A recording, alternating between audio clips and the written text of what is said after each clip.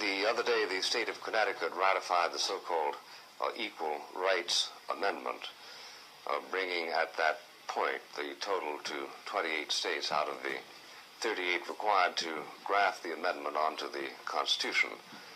The count would have risen to 29, except that on the same day the state of Nebraska voted to rescind its previous approval of ERA, as the Women's Right Amendment is usually referred to, and therein hangs a tale. The legislature in Nebraska was not reacting to opposition to ERA mobilized by sexist males, but by women, many of whom on second blush are discovering in the amendment implications they regard as inimical to the best interests of American women. The national chairman of the movement to stop ERA is Mrs. Phyllis Schlafly, who is here today and raring to go. Mrs. Schlafly is a graduate of Washington University in St. Louis with a graduate degree from Radcliffe. She is the mother of 6 children and author of several books, a former vice president of the National Federation of Republican Women, and a national chairman of the United States Bicentennial Committee.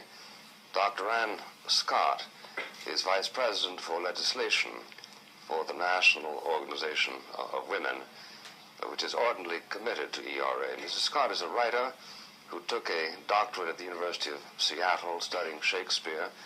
She was a consultant in 1971 to the Secretary of Labor on Women's Affairs and has acted as a voluntary lobbyist for all legislation dealing with women's rights. With the National Organization for Women, we're an organization of men and women dedicated to bringing women into the mainstream of American life. We do not discriminate on the basis of sex. Thank you. The proposed constitutional amendment passed overwhelmingly by the Senate and the House holds that, quote, equality of rights under the law shall not be denied or abridged by the United States or any state on account of sex. That doesn't sound particularly subversive, and I would therefore like to begin by asking Mrs. Schlafly to state her principal objection to ERA.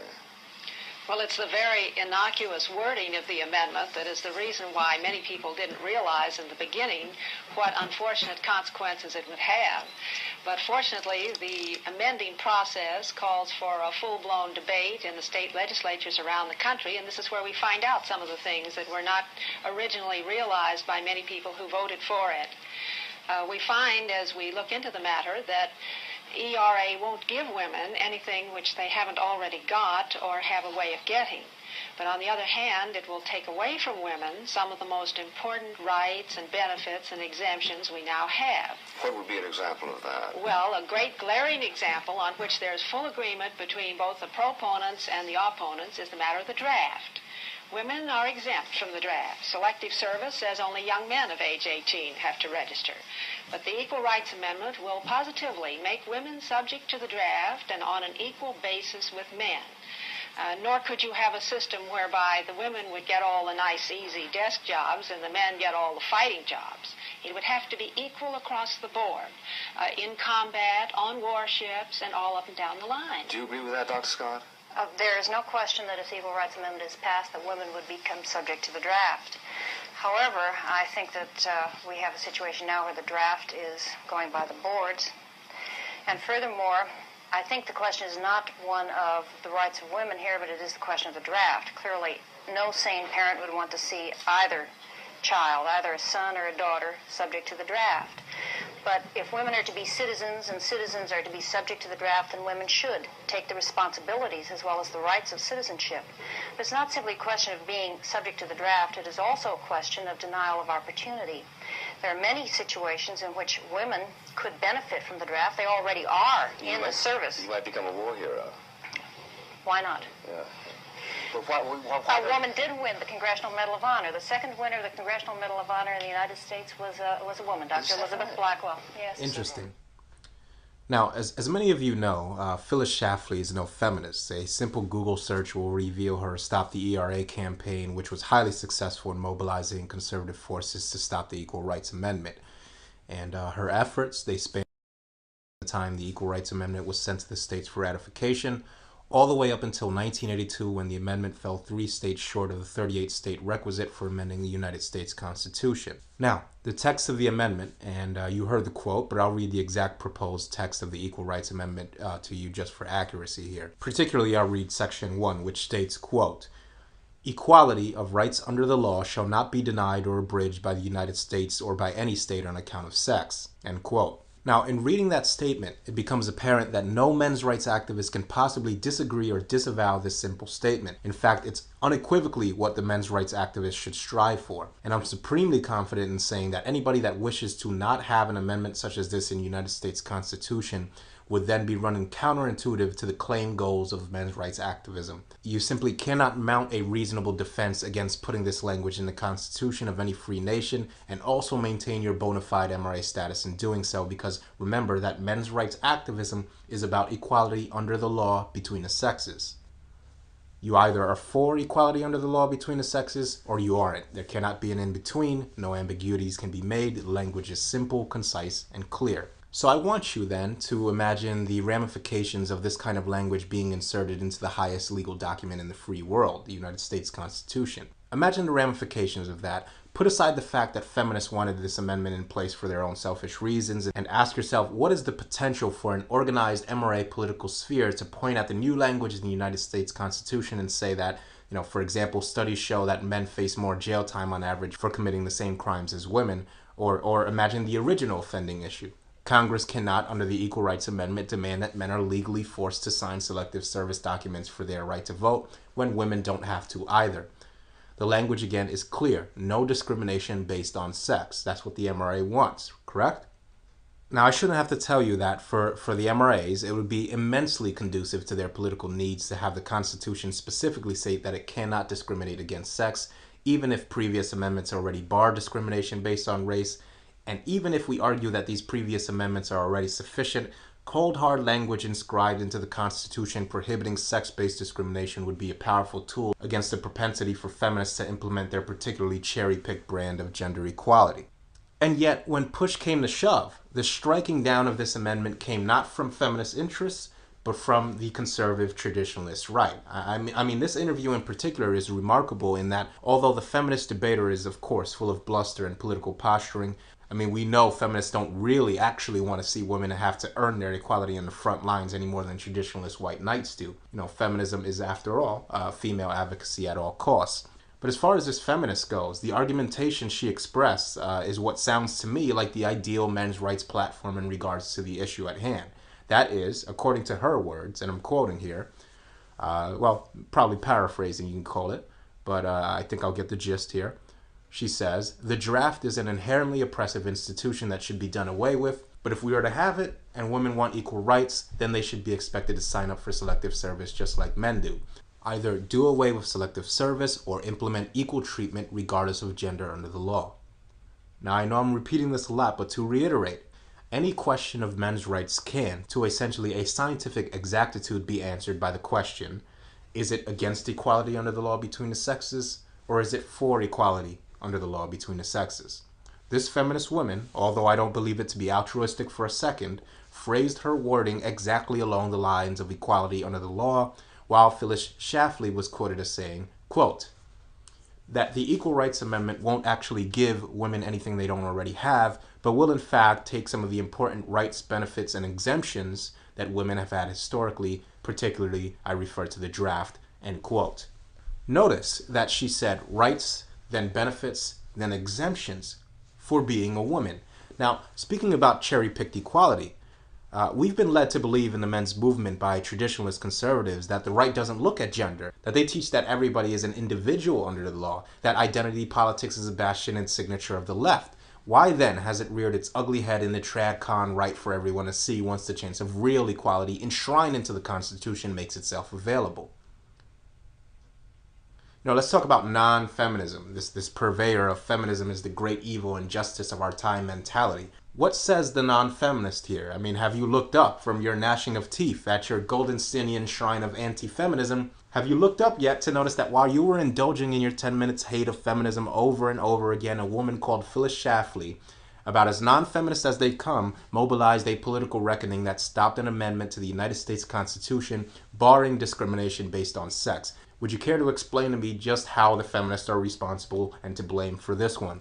Again, to reiterate, the reason feminists and the National Organization of Women wanted an equal rights amendment to the Constitution was obviously not for the purposes of a true equality between men and women, and certainly not in hopes of furthering any MRA's agenda. But even a first-year law student would be able to tell you that the specificity of the amendment barring discrimination against not men and not women, but on the specific word of sex, would provide a huge opportunity for MRA interests regardless of what the original intent was. We've seen legal precedents used over and over in ways that they were not intended to be, based on some, malleable language in some law. This happens over and over again, and it's happened consistently not only in lesser courts, but in the Supreme Court. The traditionalist shibboleth of protecting women from harm at all costs is responsible for the failure of the Equal Rights Amendment and all of the ensuing opportunities that men will have missed out on henceforth.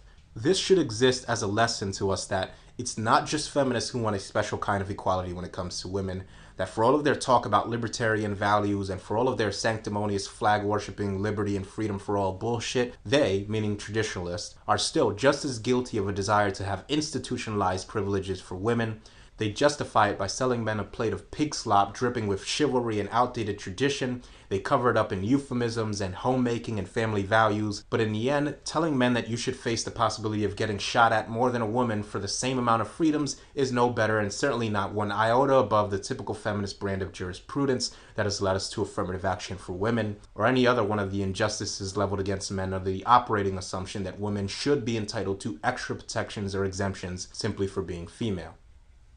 Instances like this show us in stark clarity that the white feather campaigns of World War II never did end, and when it comes to liberty and patriotism and good old-fashioned American wholesomeness that people proffer as an antidote to feminism, all of us are indeed equal so long as you understand that some women are more equal than others. Now, I might not be an MRA, but I think it's about time that men's rights activists understand that they have a philosophical obligation to decry the blatantly gynocentric inconsistencies wrapped up in traditionalist doctrines, at least when it comes to the main issue at hand here, which to the MRA is, again, of course, equality between the sexes under the law. If it isn't okay when feminists do it, it shouldn't be any different when traditionalists do it. If these people really had some genuine interest in keeping women out of combat for practical reasons and the safety of male soldiers, then they can simply petition for the end of selective service for both genders instead of seeking to uphold and exempt for men and women respectively.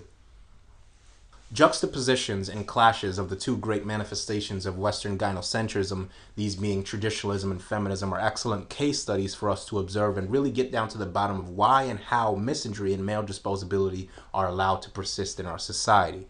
In many ways, clashes between the two great gynocentrisms of Western civilizations are nothing more than competitive posturing for who will receive the most male utility, and rest assured that no matter who wins, men will have had no say in the matter either way. These ideologies must not be allowed to pass on to the upcoming generations of men and boys, and through things like hypergamy theory, through an existentialist epistemological breakdown of what it means to be male. Through knowledge of ourselves, we can curb the passage of both these insidious ideologies before they infect another generation of men and boys, and I for one must at least make the attempt, especially for the younger men and boys out there that grew up seeing pro-feminist self-castigation or pro-traditionalist disposability doctrines as the only two options available to them. No more. Let traditionalism die with the traditionalists that let feminism unfold under their watch, by the way. Let the intrinsic curiosity of the youth point out that if their good old days were so golden and so pure, then why, pray tell, did feminism come about in the first place? Let old men ramble on about America and the family unit and so on and so forth, but let the youth strike out and discover something new for themselves. Now, don't get me wrong, many of the MRAs and MGTOW of the older generations understand what we're attempting to do here and fully support us men going our own way, but in the end, it's what we instill in the youth that will either rectify or perpetuate misandry, period, point blank. I mean, we're operating now under what has worked as a guide for what may or may not work in the future. And the fact is that traditionalism relented under the pressure of feminism and has been fighting a losing cultural war with it ever since. So it's with that said that I will attempt in this video to identify just what it is we have to do to move forward on the men's rights front and on the cultural front. Particularly, what do we have to start teaching boys so that they don't grow up to be blue pill white knights or male feminists? My suggestions, and that's all they are, suggestions, will revolve around an understanding of and dismantling of the accompanying shibboleths of what I've referred to as the two great gynocentrisms of our time, traditionalism and feminism, and as well as a fuller understanding of what it actually means to be male. So we're going to examine these shibboleths accordingly and try to discredit them for the purposes of allowing men, and specifically boys, to develop alternate modes of thought, and specifically non-gynocentric modes of thought that contribute to male financial and emotional wealth and freedom, what I've referred to previously as male sovereignty.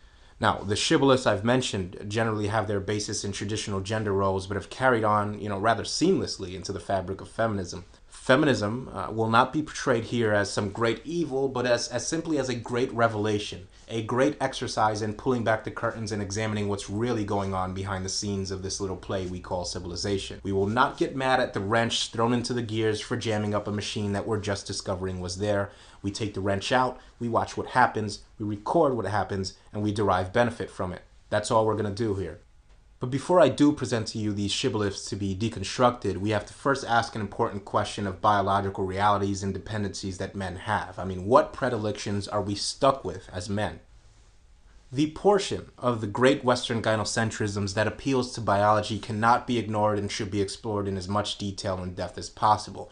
If men are ever to understand themselves honestly and holistically, if the measure that separates man from the apes is the ability to both comprehend and manage his instincts, then we ought to consider it a matter of great importance and even an affirmation of our masculine humanity to explore our biological dependencies on the opposite sex, mitigating and resisting these dependencies when it is of benefit to men and boys, of course. So as such, it becomes necessary to ask ourselves to what degree are phenomena that we've previously discussed before, like, male mother need, entrenched into our biological souls, for lack of better terminology. And in embarking on such a journey, I speculate that we're quite likely to discover some uncomfortable truths about male dependencies on the opposite sex that may make us squirm and, turn away in disgust at just how much we are dependent on the biological idiosyncrasies of the female. But as long as these dependencies remain ineffable, we will continue as men and boys to struggle along in silence with our millennially dispersed addiction as would a heroin addict with no knowledge of the physiological mechanism of action of the opiate on the body and brain chemistry of an addict. Quite frankly, the male-female reproductive process can be classified as a benevolent addiction, one that perpetuates us as a species, but an addiction nonetheless. And it's with that in mind that I cite the famous Harlow's monkeys study.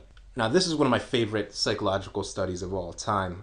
This study is attempted to quantify motherly affection and its role in primate development. Now, what Harlow did was to separate rhesus monkeys at birth from their mothers and provide to them a surrogate mother made of wood and cloth with a unique face that allowed the infant monkeys to identify as their specific mothers. And they were in fact shown to prefer their surrogate mother's individual face over all other surrogate mothers.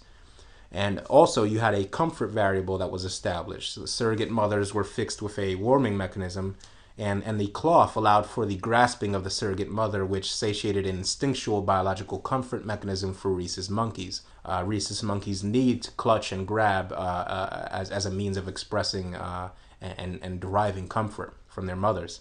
And, all the videos the actual videos to these studies are all in the description box for anybody that's interested in watching the various experiments that were conducted. Very interesting study indeed. The only thing that the surrogate mothers weren't equipped with was a nursing bottle, which was equipped to a plain wire mesh surrogate mother instead, without the comfort cloth and the heating mechanism. And this was done to determine which factor took precedence of importance to the infant monkeys. Was it the basic need for sustenance or the basic need for motherly affection? Mother is a bit of plastic and shaggy cloth, a doll with no life of its own, but capable of nourishing the life of an infant.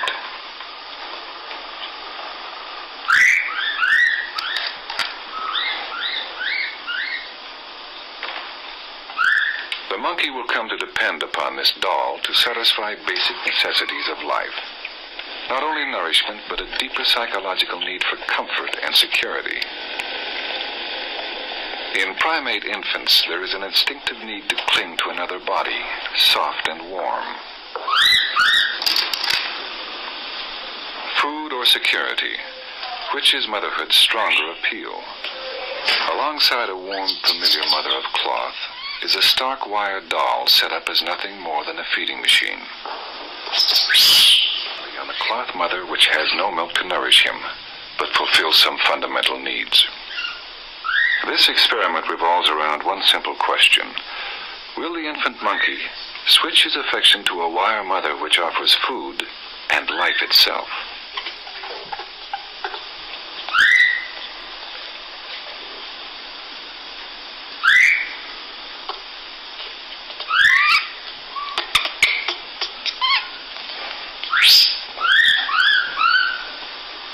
Only when forced by hunger does he loosen his grip and begin to yield to nature's most powerful internal drive. From the wire mother he derives one thing, nourishment. No warmth, no comfort, no feeling of security.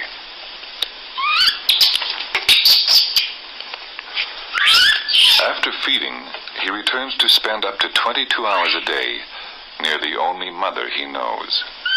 From this inanimate object, the infant derives all the security and mother love he needs. He can, if also exposed early to other young, grow into a normal, well-adjusted adult. So, as you saw, motherly affection was so much more of a priority that the infant rhesus monkey would wait until it was famished to nurse, to venture over to the wire mesh mother and obtain sustenance. And various other tests, one in which motherly affection, the role that motherly affection played on the mitigation of fear was introduced. There was a mechanical, threatening monkey put in front of the infant rhesus monkey. And whether or not the mother was there was what determined whether or not the monkey would actually confront and physically attack and resist the attack of this artificial threat. You know, the fight or flight reflex was contingent on whether or not the mother was present. And in another test, the monkey was thrown into an unfamiliar environment, where it was tasked with exploring that unfamiliar environment, and again, the presence of the mother determined whether or not the monkey could successfully explore these unfamiliar environments and learn more about the environment around him or her. So, as you can see, motherly affection did in fact play a huge part in whether or not these monkeys successfully navigated their fears of the unknown and unfamiliar. But the part that I thought was the most telling about this experiment was when Harlow introduced the Iron Maiden surrogate mothers, and these were so called in reference to the spiked medieval torture device. It was just this man-shaped coffin-like device that was filled with spikes that someone would walk into. They would close the device, and in doing so impale the poor soul who was trapped in there. And so with these Iron Maiden surrogate mothers, blasts of ice water and spikes would shoot out of the surrogate mothers in order to simulate abuse.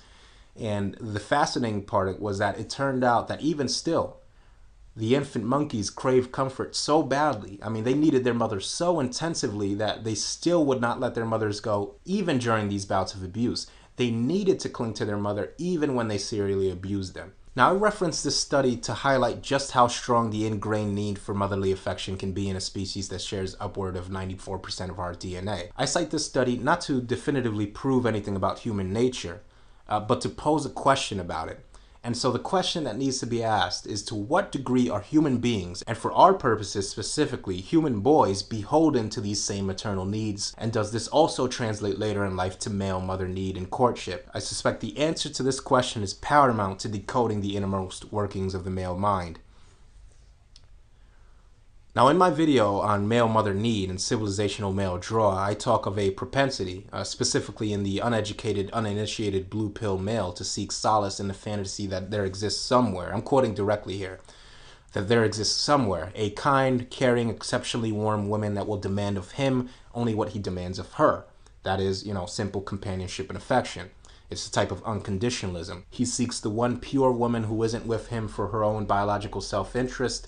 This is what motivates men like Michael Jordan or Kobe Bryant. We're talking about men who can literally afford harems, literal harems of fertile, genetically fit women of reproductive age to instead pair up with one woman in marriage and take great financial risk in doing so. It stems from a desire to satiate and negate a weakness within ourselves. It's a struggle to push out the perceived negation of our inherent personhood, our attempt to hide our heads in the sand instead of confronting the fact that the entire universe is quite alright with male suffering. No group of people, not men, not women, or anyone, likes to confront an ingrained inability for its society's penchant for dehumanizing them.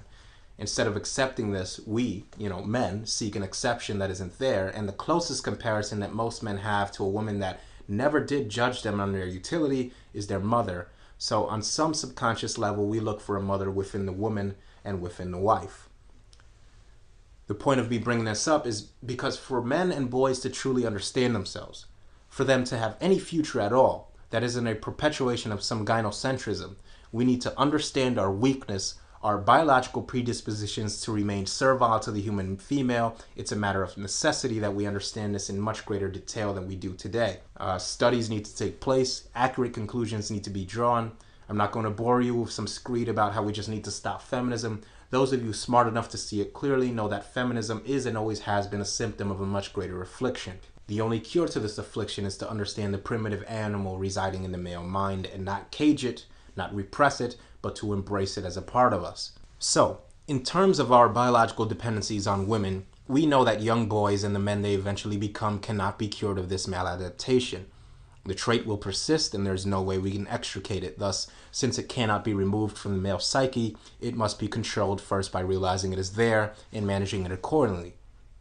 Such is not true, however, for learned behavior, and boys, from the very beginning, are taught things about themselves and about women that simply are not true. Making an appearance on both the great gynocentrisms of traditionalism and feminism are certain Fox truisms that exist in such a way that it will not suffice to simply let boys figure out the placements of the inconsistencies on their own. They must in fact be told, they must be guided and shown the lies as a father would explain to his son some difficult distinction that could only be discerned by an experienced eye.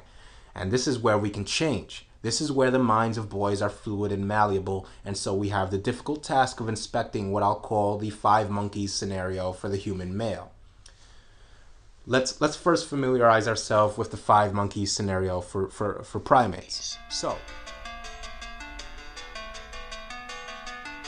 start with a cage containing 5 monkeys. Inside the cage, hang a banana on a string and place a set of stairs under it. Before long, a monkey will go to the stairs and start to climb towards the banana. As soon as he touches the stairs, all of the monkeys are sprayed with cold water. After a while, another monkey makes an attempt with the same result. All the monkeys are sprayed with cold water. Pretty soon, none of the monkeys will try to climb the stairs. Now, put away the cold water. Remove one monkey from the cage and replace it with a new one. The new monkey sees the banana and wants to climb the stairs.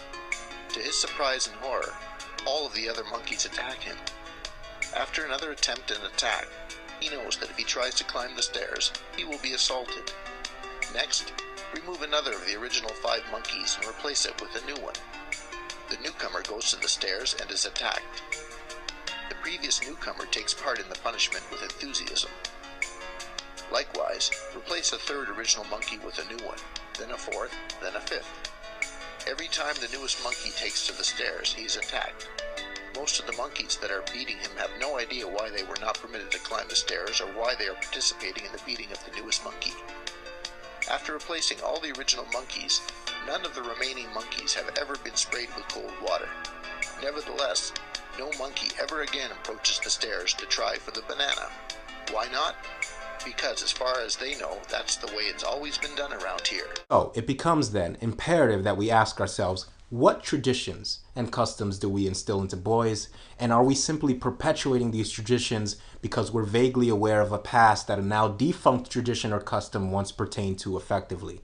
In regards to traditionalism, I said in a previous video, quote, "Men and women are not lovers, we fuck, we make babies, and we set up all sorts of customs and traditions around that, and oftentimes the traditions become so thoroughly ensconced for so long that we forget why they're even there.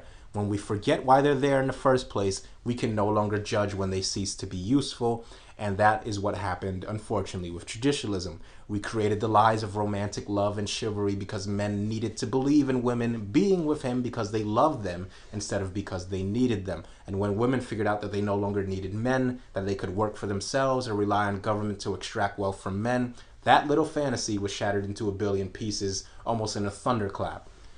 And so here we are, the denizens of Western civilization, the 5 monkeys who barely remember why we bend down on one knee as though in worship, to propose marriage to some red-blooded woman, offering her to please make us the happiest man in the world by allowing us to provide to her a lifetime of sustenance. Slaves to our traditionalist shibboleths.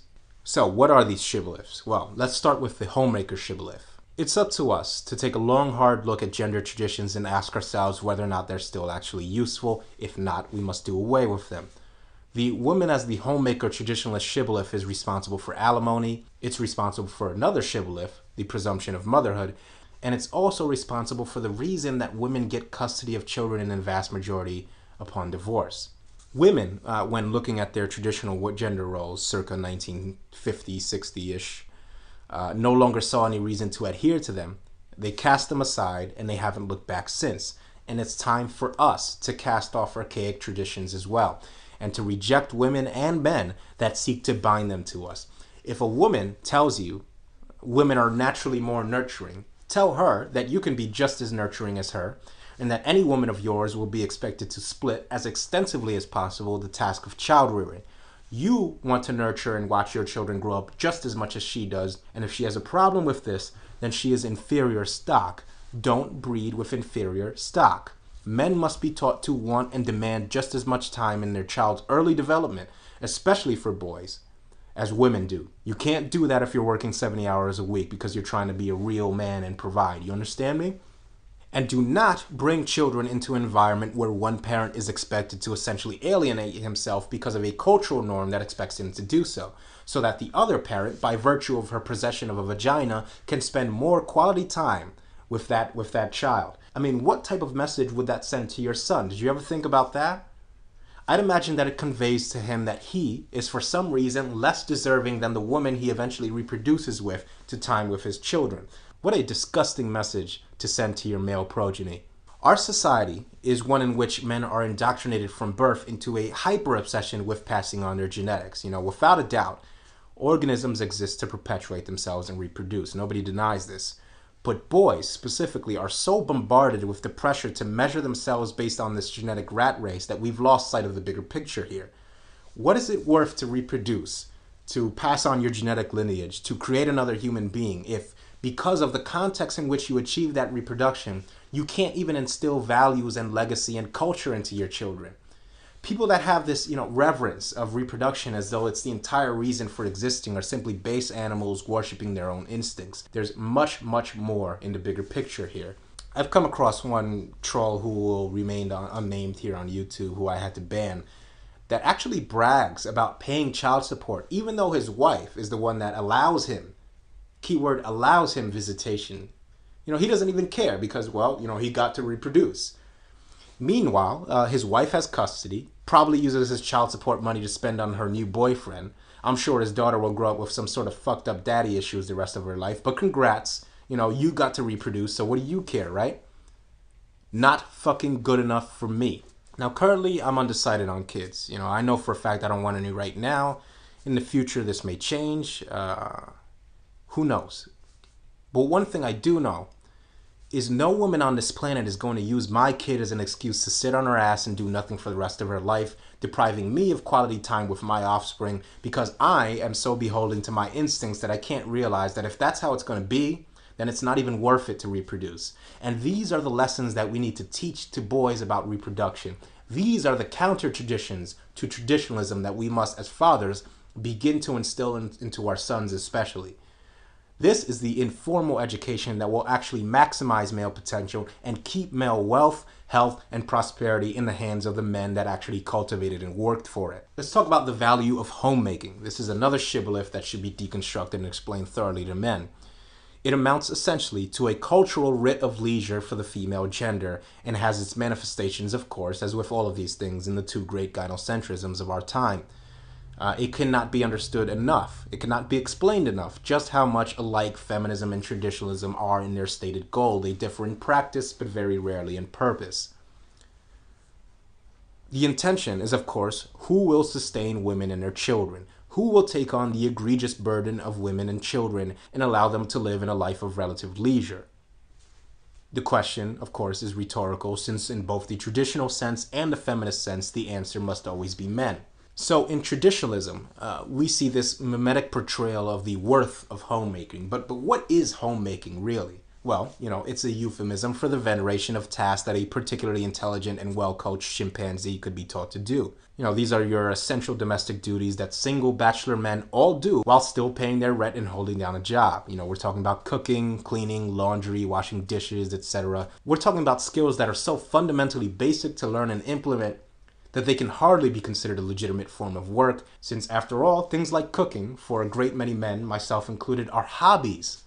Something we do for fun. A credentialed chef running a commercial 5-star kitchen is what we would refer to as a professional cook. A stay-at-home mom, whose duties are to clean and to slap together dinner once or twice a day, is really honestly just a loser. And I'll tell men that, but nobody else will, because men are invested in inflating the importance of domestic mediocrity, homemaking and all that. Because after all, if homemaking is just as important as the job you have to do as a man day in and day out to pay the bills, why aren't women willing to do it for men? They won't, they don't. And it's because they know what a joke the comparison between man's work and women's work, traditionally speaking, is. It's an utterly disgraceful, patently false conflation that can only be made because everyone holds it up as an innocent, pretty little lie that shouldn't be breached. And if it were just that, I wouldn't have much of a problem with it, but this belief that women are traditionally inclined to this venerated laziness blends into feminism and provides the catalyst for the welfare moms, the women, infant, and children programs. All that's there because it's assumed by the tenets of traditionalism that women are the default caretakers of young children, and therefore they should be tasked with these incredibly menial, mediocre jobs. I put jobs in the word quotation. That's what homemaking is, essentially. It's women passing off menial domestic duties and child rearing as, hard work, just as hard as what you're doing, an equal contribution, when in reality it translates directly to less access to children for the fathers in the relationship. Let's talk about male utility. Men and boys must be made to think that their utility is as important as a woman's reproductive ability in the transactional relationship of reproduction. They must be taught to emulate the extreme interest that women take in how they provide their end of the bargain for their end as well. This is to say that boys should be taught to selfishly guard their utility, and that it is in their best interest to maximize the fruits of their labor and view it as an indicator of what we'll call external male virility. Not for the sake of a woman, but for his sake. Boys must be taught that their ability to turn labor into profit, their generally increased propensities for creative thinking and problem-solving skills allow him to even the score in the reproductive tug-of-war that is always occurring between men and women at all times, forever. The human female's ability to reproduce is an extremely powerful motivator and manipulator of the human male. The one thing that can compete with that power is the male's propensity for honing his competitive utility. Thus, boys must be taught to be as selfish in guarding the fruits of his utility as women are in guarding the fruits of their reproductive ability. Boys should be taught from an early age to pursue and safeguard financial independence by extracting the fruits of their own utility, and it should be instilled into them an almost conditioned desire, almost an entitlement, that they should try to at all times minimize the amount of access that women can gain to his utility. In this aspect, boys should be taught that the more selfish they are, the better. Much like girls are taught the same way, wear high heels or makeup or what have you in order to essentially get a higher status or higher value male. Boys must be taught this the same way. We must start cultivating the same things that women did and are continuing to do on a daily basis, in the genetic rat race, for lack of a better word. And so because of this, boys must be educated in the various ways our society is set up to increase the profit margin of its male utility due to the forces of civilizational male draw. Remember, all innovation, all civilizational maintenance is derived in the vast majority by men. Society sets up ways, sometimes sensible and ethical, other times insidious and oppressive, for male ingenuity and labor to be extracted. Boys must be schooled thoroughly in which ways they can be disenfranchised for the purposes of these extractions. So, the extraction schemes are as follows. Alimony. Alimony, combined with child support, is the theft of male utility bolstered by the presumption of motherhood shibboleth. And this shibboleth works both in tandem with and predates feminism. We have the presumption of the nurturer as mother, the inviolable Madonna and caregiver providing the impetus for the assumption that children are most able to be comforted by a female figure, and that because of this, it's up to men to acquiesce to an unspoken abdication of his young children in the event of divorce. You know, because it's just the way it is. It's just another allusion to the 5 monkeys scenario I mentioned earlier.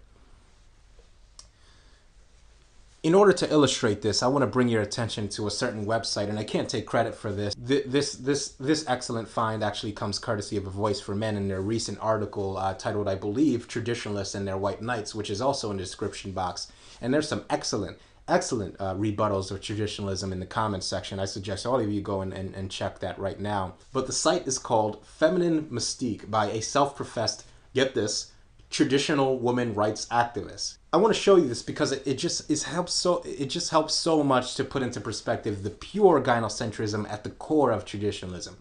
Now, I suggest that all MRAs visit this website for the purposes of delving into the thought process of these supposedly pro-male traditionalist women. But specifically, get a good look at the stated goals listed for a would-be traditional woman rights activist. You know, the stated goals of their intended activism. Goal 1. Make it the sole obligation of the husband to support his wife and children as long as the wife remains faithful. Goal 2. Protect mothers of young children and protect children by reinstating the tender years doctrine. Now, just as a caveat here, the tender years doctrine is given by Wikipedia as follows. Quote, the tender years doctrine is a legal principle which has existed in family law since the late 19th century. This common law doctrine presumes that during a child's, quote, tender years, generally regarded as the age of 13 and under, the mother should have custody of the child by default, end quote. So it's pretty straightforward. These people wish to cement a woman's status as default caretakers of young children. It's really no different than women getting custody in the vast majority of divorces based on the mere assumption that their genitalia renders them better parents, and it eventually reduces to the fact that women have for millennia felt entitled to control men via their children. It's nothing new here, folks. Goal number 3. To protect a woman by making her exempt from her husband's debt, especially if she should become widowed or divorced. Now, she doesn't specify this, but I seriously doubt that the vice versa in this scenario would be encouraged by this traditional women's rights activist. Stated goal number 4. Repeal no-fault divorce laws and reinstate alimony for ex-wives only to give security to women who opt out of the workforce to raise their children or help their husbands. So, of course, you know, we are conditioned in the men's rights movement to believe that alimony is a feminist invention, but in reality, it is these type of women, these traditionalist women, that seek to safeguard themselves at the expense of men. And of course, divorces happen, and divorces will happen, and men will get tired of their wives, and women will get tired of their husbands, and people will split, and people are just incompatible sometimes. But you know, this runs counterintuitive to the meme that has been expressed in the men's rights movement over and over again, that it is the left only that perpetuates these identity politics, where the heavy hand of the state should be used, the coercive hand of the state should be used to extract monies from men in the event of divorce. This is pure identity politics here. The next stated goal, reinstate family wage laws. The next stated goal, end affirmative action for women. Now, don't be fooled here. This, of course, is something that the men's rights movement supports, but for 2 very different reasons. This woman wants to be able to encourage other women to essentially sit at home on their asses and do nothing. And, you know, if women can't benefit from affirmative action, they'll be a lot more likely to do so. If affirmative action for women was struck down today, we'd all know that there would be a lot of women looking for men to pay their meal ticket, you know, pretending to submit and all that, you know, all those kind of traditionalist catchphrases. The next stated goal, reinstate the husband as legal head of the household with authority to make final decisions regarding the finances and where the family will live.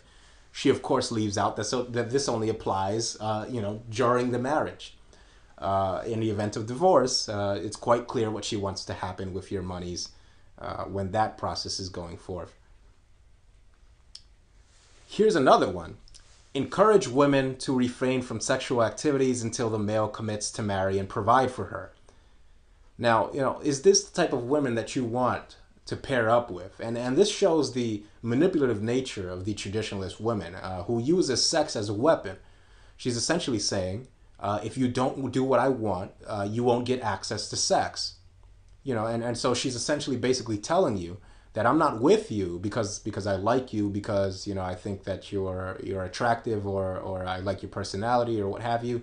She's essentially saying, I'm with you because I need you to pay my meal ticket, and if you refuse to do so, then I will use sex as a form of extortion against you. And the last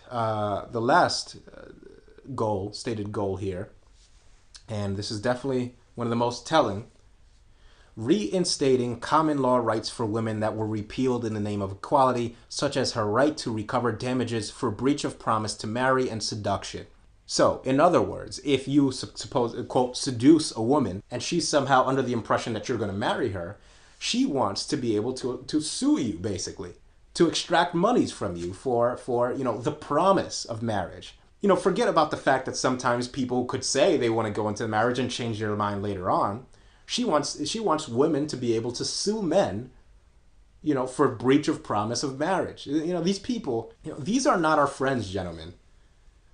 The goal is, of course, to maximize the amount of male utility for the cheapest amount possible for a host of differing interests, not one of which includes those of the average everyday man. This is not in the physical sense comparable to the rape of a woman, but in the overarching sense of it being an attack on the great male equalizer in this reproductive struggle. It is, in fact, a form of subtle rape. I'll call it soft rape. It's an attack on the sexual autonomy of men. It's the confiscation of his sexual bargaining chip, and so is child support. It all boils down to the lie that mothers are somehow capable of rendering a better quality of care by virtue of their femaleness on anything other than a very basic physiological level. Now, the reality that a woman can breastfeed, for example, and a man can't, is a reality I don't deny, but to hold this up as some sort of proof that women are better equipped in any significant, developmentally altering way in raising of children is not true at all. Men can nurture young children as well as any woman can, and not only can we nurture them as well, but if the negative effects of single motherhood are any indication, men have a superior ability to instill order and discipline in adolescent males and females alike. Alimony must be defined, better yet ingrained into the minds of young boys as being a societal mechanism for enslaving them. They must be taught that marriage is the vector for this enslavement, and they must be taught that this idea that it is a man's job to support a woman is an attack on his very maleness, that the decision to provide for a woman if he so chooses is one that should be made privately between two adult consenting parties, regardless of what society expects of him as a man. This is the only acceptable context in which a man or a boy should feel it is okay to provide for a female. Everything else should be viewed as nothing more than a hostile attack on his male sovereignty. We need to teach boys about the pitfalls of the legal system from an early age, particularly that there is a state of affairs in America, specifically that functions as a meat grinder, a processor of male utility where a man can be forcefully employed against his will to work in a modern-day wage slavery bunker, if you will, for 19 cents an hour. Now, the standing federal minimum wage of $7.25 an hour gives us the stark reality that men earning these prison wages are receiving, a minuscule 2.6% of the current federal minimum wage. It's essentially legalized slave labor. And if you consider the fact that men are more likely to be imprisoned and serve longer jail sentences than women, and that they're also more likely to serve more time for the same sentences, again, it becomes quite clear that it's a way of capitalizing on a man's most precious asset, the only one that can compete with the value of female reproductive ability, that is, his utility. War is another vehicle for the deprivation of male utility. It essentially conscripts a man's body as a weapon of war for the protection of the female collective, who of course is tucked nicely into the inner recesses of society where harm is much less likely. Now, in a country such as America, where the total financial military expenditures outpace any other competition by a huge margin, the average starting base pay for an entry-level private can be as low as $17,000 a year, whilst the average per capita income in the US fluctuates at around $40,000 a year. Now, nobody denies that a military is essential to the national security of a nation, but what we have here in the American male soldier is essentially a tool who is being used to wage war on other men for interests he'll probably never discern for himself and for wages that can barely be said to approach any measure of self-sufficiency. Boys must be instructed to see military service as at best a necessary evil to be engaged in only when he is absolutely convinced that not doing so will pose an imminent danger to him and his countrymen and his family, and at worst it should be looked at as an exploitative conscription expected only of men, where men don't, accelerate their lives or, become an army of one or whatever other bullshit feel-good appeal to masculinity the military PR agencies gin up, but where men die voluntarily at the hands of other men. We need to teach men that they are better than a piece of meat forged as a weapon of war to kill other men. We need to tap back into the survival instinct of men, and we need to make men feel almost ashamed to serve in the military. Now, I'm not saying every war is unjust or unwarranted, but men should view any effort on their part to fight for nations and institutions against other men as, at best, a deeply saddening, albeit sometimes necessary action, but never the supposedly masculine violence glorification orgy that we see today. It shouldn't be cool or manly to allow yourself to be used as a weapon of war. It should be shunned, viewed almost as a cop-out or as a last resort. War isn't cool, folks. You understand that? War is violence and death and blood. There's nothing manly about it. It's time we let men fight for what they actually believe in. Not for a flag and not for a country, but for him and those important to him, whoever they may be. And taking that into account, men must be taught to be extremely selective towards who they would risk their lives for. It is imperative that we begin to emulate women in terms of their obsession with their health. Now again, the concept of utility applies here. Men are simply terrified of not being useful to women. What potential to protect and provide can you offer if you're not healthy enough to protect and provide for yourself? The paradox, of course, is that the more you strive to render that provision, the unhealthier you'll be. Let's face it, prolonged periods of providing for not only yourself but other family members is a prescription for higher amounts of stress, less free time devoted to leisure or hobby, less free time devoted to exercise, diet, and overall health. So the more we teach men to conserve and build their wealth, the more we instill a cold, callous approach to the dispensing of the fruits of their labors to rival the unceasing Kelvin scale cold that women exhibit towards who they will dole out their reproductive services to, the more we can, of course, expect to see an increase in male health and life expectancy based solely off the fact that men will have had to have worked less to, quote, provide for the useless, plasticky, extraneous bullshit that takes the female collective's materialistic fancy in any given year, or day, or month. With that said, though, men still, bottom line, and to be as frank as possible, would rather let their health problems coalesce and build until it grows much, much worse. Men are still more likely to avoid the doctor than women, and that's a choice.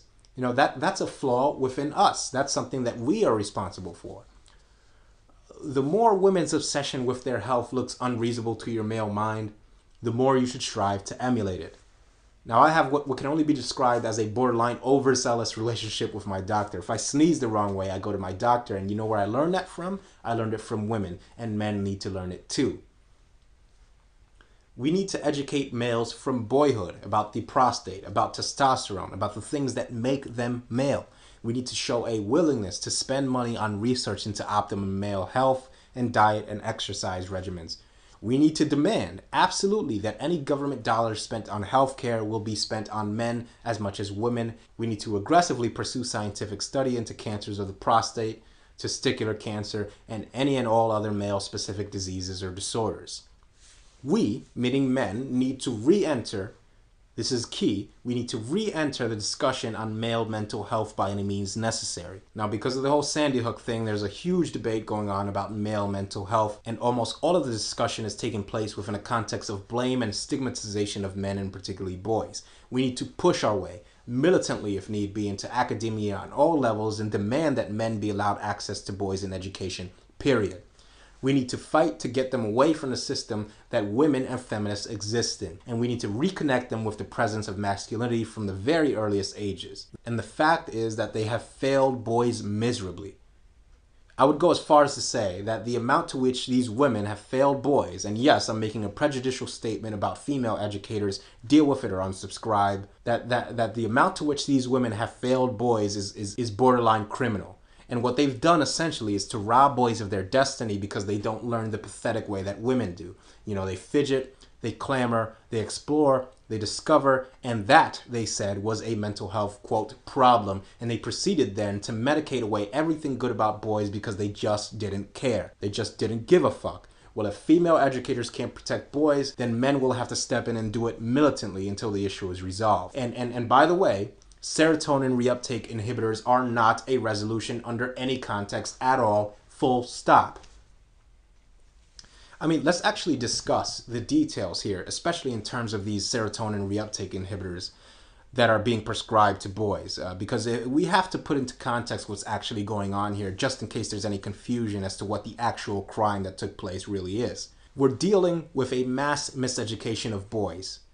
We do know that serotonin reuptake inhibitors have a mechanism of action where the reuptake channels of neurosynaptic junctions are blocked because a drug such as Prozac or Luvox or whatever does not allow the nerve issuing the neurotransmitters to take them back afterwards. The human brain, of course, is known for its propensity not towards being a static physiological organ, but as an organ of change and neuronal plasticity. So with enough external biochemical manipulation, the brain will learn that the patient taking these medications is, for whatever reason, pursuing increased serotonergic activity. The brain naturally seeks to curb this excess. Presynaptic neurons sending the message excrete less serotonin. Postsynaptic neurons receiving the message constrict the serotonin receptors receiving it. And so in prescribing these medications to our young boys, we literally are hampering their ability to feel happiness as a normal person should. The phenomena is described scientifically as tardive dysphoria. And there's a very interesting link in the low bar for those of you who want to get more acquainted with that term.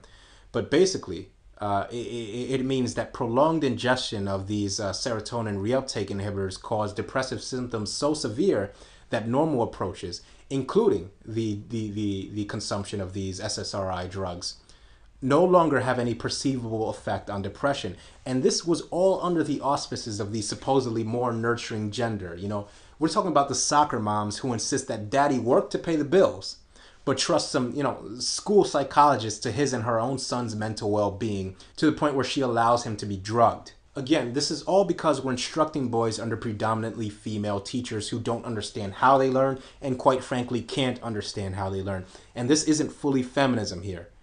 Although without a doubt, feminists rejoice at the fact that young boys are being put on these medications, the invention of Prozac didn't come around until the late 1980s and was only beginning to be prescribed on a massive scale during the mid-90s. So this situation derived not from feminism, but from the false notion that women are more nurturing and thus better suited than men are to teach children at the elementary level and even at the preliminary adolescent levels when many of the so-called behavioral problems associated with male learning occur.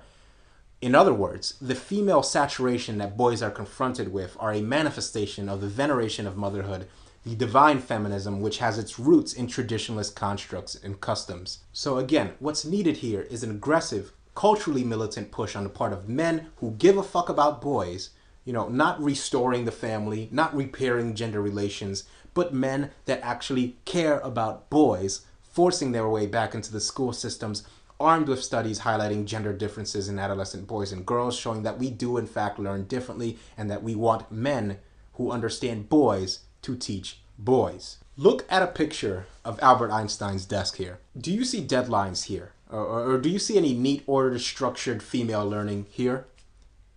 You see any papers handed in all neat and nice that say exactly what the teacher wants to hear on this desk? No, it's just cluttered, adventurous brilliance. Men who understand boys don't tell boys that the speed of gravity accelerates an object at 9.8 meters squared towards the Earth. They get a strobe light, they get a board with equally spaced black and white strips, they record something falling through these equally spaced strips, and they literally show them with stopwatches and with superimpositions of the images that the object is in fact accelerating towards Earth, that the object is in fact clearing these equally spaced black and white strips at a faster rate when it's closer to the Earth than when it started falling originally. That's how boys learn. Let female teachers teach their rote learning memorized garbage to girls if it's so damn effective. That's not good enough for boys, and they deserve much better. I bet you then we'll see a huge decrease in the so-called mental health problems that boys are facing when this kind of education is implemented. The graphic here, the graphic you're seeing is just unacceptable. If need be, we're going to have to push for gender segregated schooling. anything to ensure that boys and men are once again able to have contact away from women and in the presence of masculinity in the educative process. Now, finally, as a way of attempting to jumpstart or extending a new approach to an overall feeling of stagnation within particularly the men's rights portion of the manosphere, which others have suggested to me, and I'd be inclined to agree, is plagued by overzealous self-policing and an inordinate amount of talk about repairing relations between men and women instead of securing freedom and prosperity for all men and boys, be they single or otherwise, and other ineffective doctrines.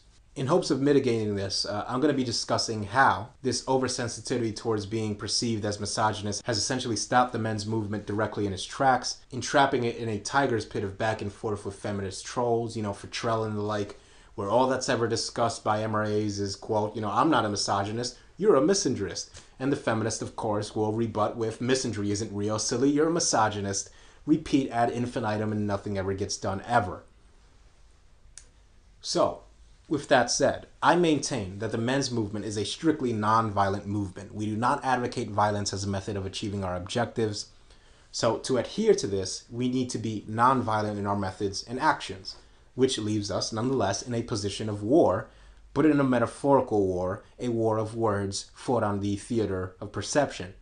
And on this battlefield, any soldier that appeals to the sensibilities of the general public in too extreme a fashion has his weapons instantly malfunction on him. It's a parameter of this theater of war born out of the fact that our society is set up to fear extremes, even when extremes are perfectly justifiable and rational in response to embedded extremes that have been normalized on this battlefield, where perception is war and victory. So very well, let's test the limits of your aversion to all things extreme. Barbarossa calls up the New York issuer of marriage licenses for an inquiry. Now, he asked the person who answers if she could be so kind as to explain to him the process of how one would go about obtaining a marriage license for the purposes of elopement, and in doing so is particularly specific about whether or not, at any point in the process, in the transition from being single to married, is it mentioned that upon making this status transition, one's assets and properties are explicitly defined as being now split between the two parties in marriage.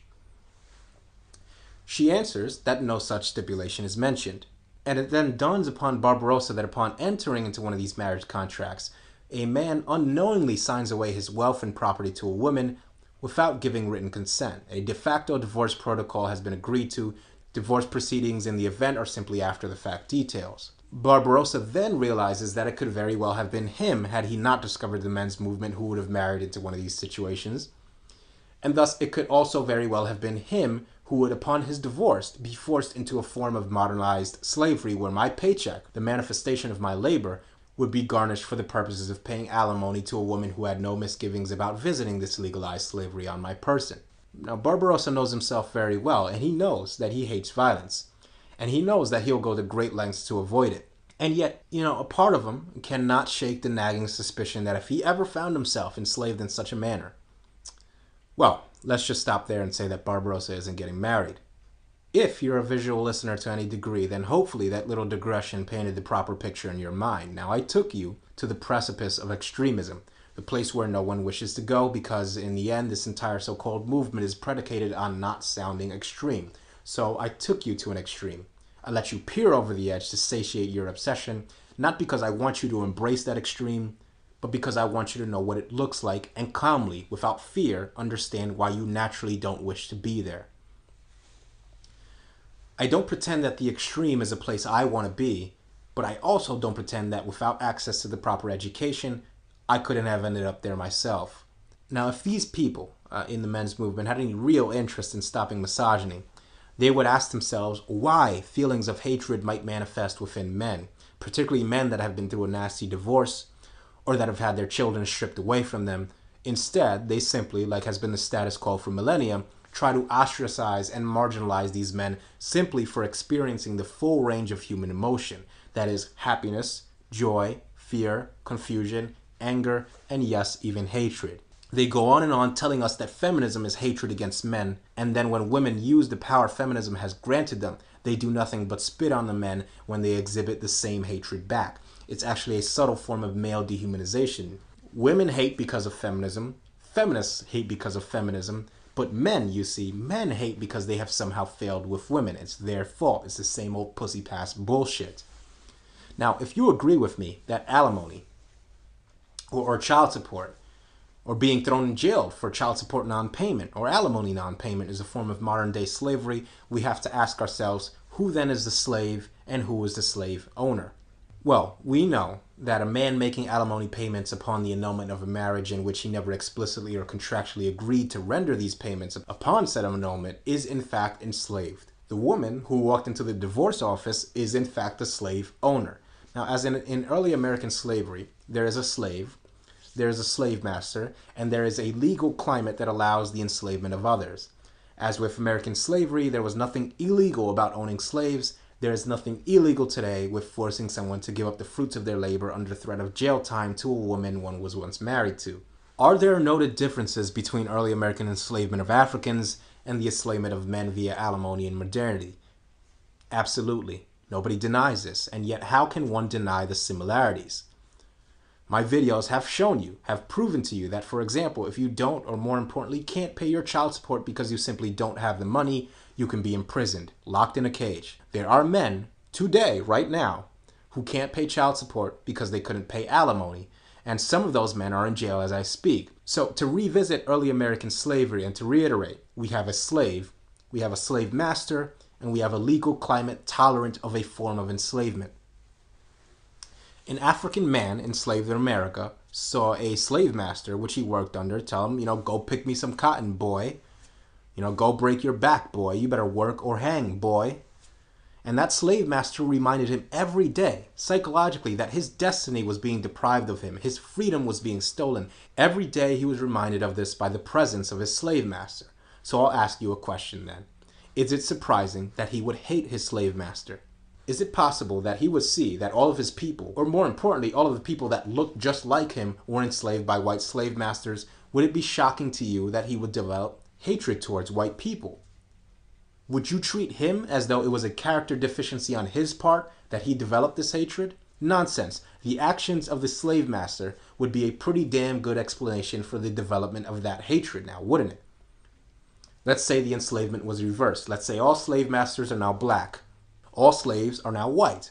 Would a white slave be abnormal or bitter or only angry because he couldn't earn the approval of black people? My point? Sometimes hatred is earned. It doesn't make it any more healthy for the person experiencing it, but sometimes, not all the time, but sometimes, groups of people behave in such a way and in such large numbers that groups of people affected negatively by the original group's actions begin to develop a collective hatred. Hatred, after all, is there for a reason. It exists for a good damn reason. Women hate, and so do men. And some men, just like some women, hate for a good damn reason. Some men have a woman in their life that used a completely legal process to literally enslave him. Some men see a great many women doing this, and they begin to hate women just like the slave eventually develops hatred for the people enslaving him. Now, looking back on this, when men actually achieve full equality under the law, and when alimony is looked at as it should be, that is, a means of enslaving people, I don't want to be the person that is remembered for telling men, yeah, you've been enslaved, but don't be bitter. Don't be angry, because God forbid the people doing the enslaving be subject to some actual scorn or hatred. These people in our movement that harp on about misogyny, have you ever been taken to the cleaners in divorce court? Have you ever been deprived of your children and your money or your freedom? Have you?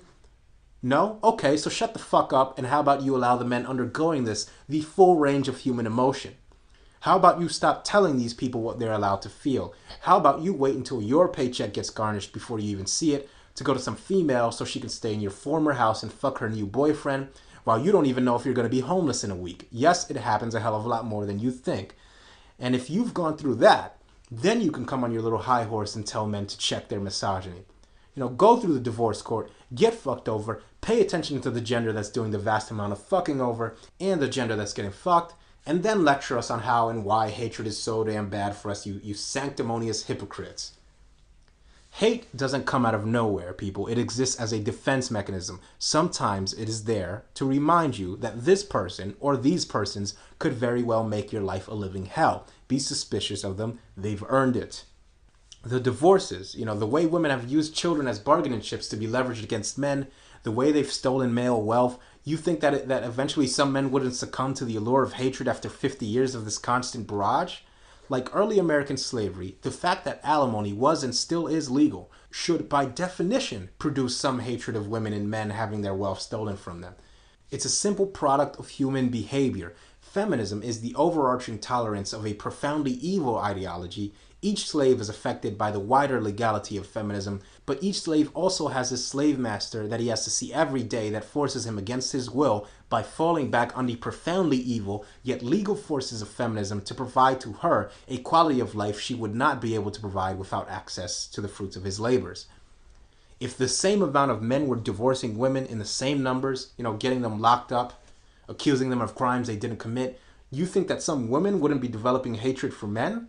Now, I want to be clear, I don't condone hatred against women, but I'm certainly not one of these people that are going to treat you like some damn fucking leper if you do. Instead of these people who purport to care about men and then go ahead and label you a misogynist, just like some card-carrying feminist if you're having trouble not letting, these feelings develop into hatred, I'm not going to label you, and I'm not going to spit on you or attempt to ostracize you. What I'm going to do is to help you channel that into something that benefits men and yourself. These guys who care more about, proving to feminists that we don't hate women than they do about helping men that have been so marginalized and attacked that they just don't know how else to react but to hate women, fuck those guys. I'm not going to reject you. I'm going to show you how to simply stop giving a damn and begin worrying about yourself. And once you do that, once you can finally just let go, you'll see. You'll never hate anybody ever again. So, I've been talking for a while now. This video is probably at least over an hour. So I'm going to stop it right here. And further videos to come in the future. I apologize for the length of this video, but I really feel that I had to get a comprehensive encapsulation of all the ideas that I've been talking about recently with a couple new concepts added in. So if you enjoyed, please subscribe. Thank you for listening.